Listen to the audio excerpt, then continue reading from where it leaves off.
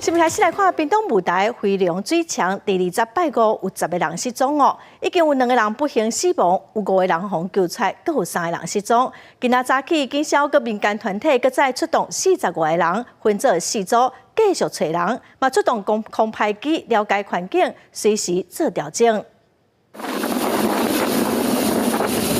前一天困伫水中的罹难者，透过人力接驳刷去平台，互直升机带伊离开。但目前医院3个人失踪，警消民间团体分做4组，22号早时持续来找，锁定100米水墙以下、60米水墙以上遮的水域，因为真侪总比啥啊拢伫遮找到。100米深潭这里往下搜寻，然后另外第3组的部分会从60米的这个地方，60米深潭这个地方往上搜寻，因为预料这个地方 会是一个非常重要的搜寻重点。100米瀑布跟60米瀑布这一边，那第2步的空拍机，我们就是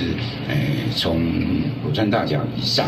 我们来做空拍。官府初步掌握失踪3个人是2男1女，当中的女性有可能是林务局的员工。检警侦办的卡步嘛持续咧进行，已经离开的5个生还者，4个人已经甲笔录做了。有5位嘛，那有4位。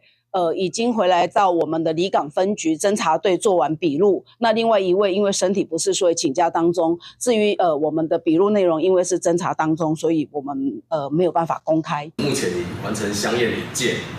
并且将陆续传讯相关证人来厘清案情。 屏东地检署表示，检察官是持续咧提名，若是有报验来赶紧来相验，嘛已经请到民间的团体来启动，互家属协助。记者王丽婷、林昭宽，屏东报道。